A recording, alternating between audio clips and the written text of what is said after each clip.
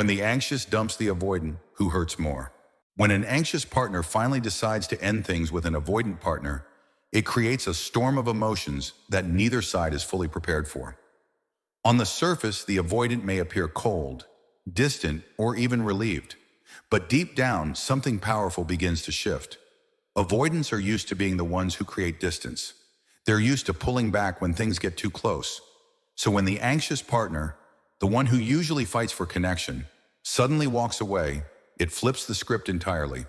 The balance of power changes in an instant, and this moment often becomes a turning point for both people in the relationship.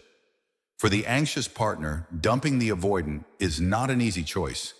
They've spent months or even years trying to bridge the gap, trying to get closer, trying to hold the relationship together. Every time the avoidant pulled back, the anxious partner leaned in harder, hoping that persistence would break down the walls. But eventually the exhaustion sets in. There comes a moment when they realize that no amount of chasing will create safety or closeness with someone who fears intimacy itself. And in that moment, the anxious partner chooses self-preservation over pursuit. This decision is not born out of anger alone. It's born out of the deep understanding that continuing the cycle will only lead to more pain. Now, what happens on the avoidance side is fascinating. At first, they may feel a sense of relief. After all, one of their biggest fears is being trapped in a relationship where someone constantly demands closeness they're not ready to give. So when the anxious partner finally lets go, the avoidant feels space again. They feel free.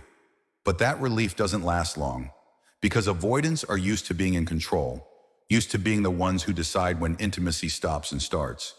When someone else ends a cycle, it challenges their sense of power. Suddenly, they're not the one pulling away, they're the one being left. And that experience triggers feelings they've worked so hard to avoid: rejection, abandonment, and loss.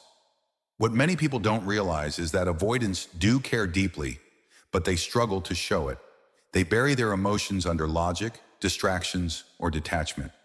When an anxious partner dumps them, it forces those buried feelings to the surface.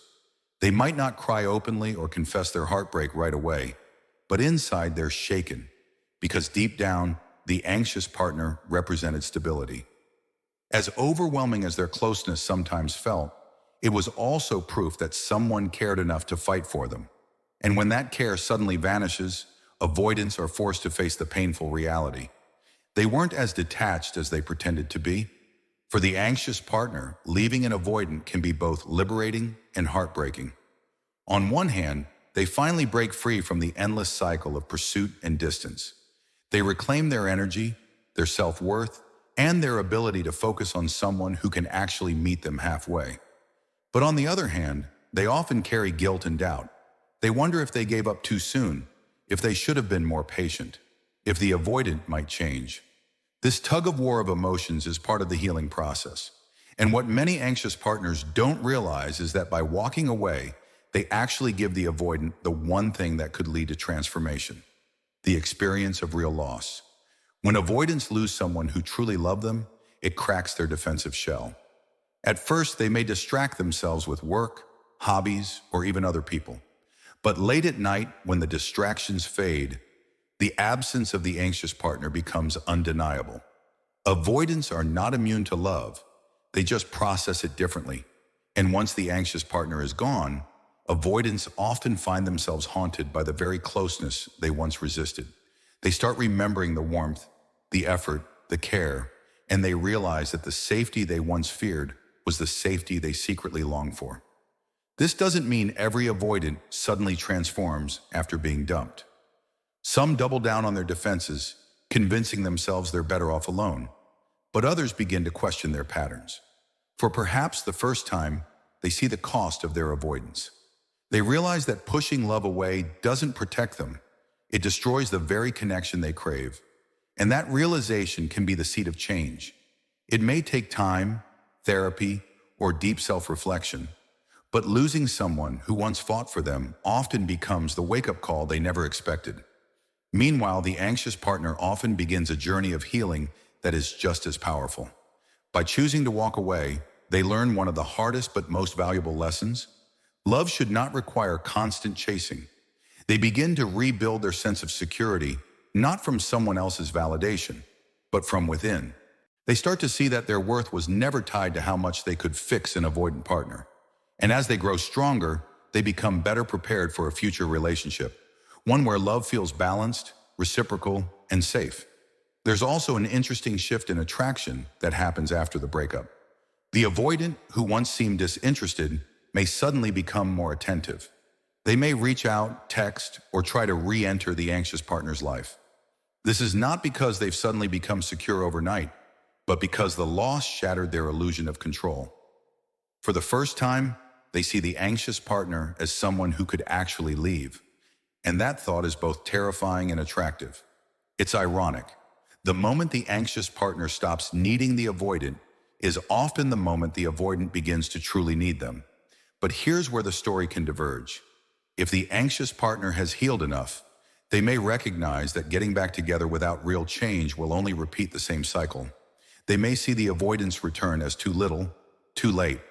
On the other hand, if both partners commit to growth, the anxious learning self-soothing, and the avoidant learning to lean into intimacy, then the breakup could become the catalyst for a healthier reunion. Either way, the dynamic is never the same after an anxious partner dumps an avoidant. It creates a rupture that forces both people to face themselves in ways they never have before. At its core, this dynamic teaches us something profound about love, that chasing and running are not sustainable. Relationships only thrive when both partners meet each other with balance, respect, and vulnerability. When an anxious partner finally walks away, it's often the universe's way of resetting the scales. It's a painful but necessary reminder that love should not be one-sided, that intimacy should not be feared, and that commitment requires courage from both sides. So what really happens when an anxious partner dumps an avoidant partner? The avoidant is confronted with their deepest fear, losing someone they care about because of their own walls.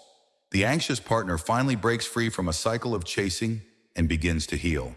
And somewhere in that painful breaking point, both are given the chance to grow. The anxious learns independence, the avoidant faces vulnerability, and both are challenged to redefine what love should look like. The truth is, these breakups hurt because they reveal the raw core of attachment, our desire to be close, and our fear of losing ourselves in the process. But if handled with awareness, they can also be the turning point where patterns are broken, where growth begins, and where future love, whether together or apart, finally has the chance to be real. And that's the reality of what happens when an anxious partner finally walks away from an avoidant. If this video gave you clarity, make sure to hit that like button, share it with someone who needs to hear this, and subscribe for more deep insights on relationships and psychology. Remember, healing starts with awareness, and love begins when fear ends.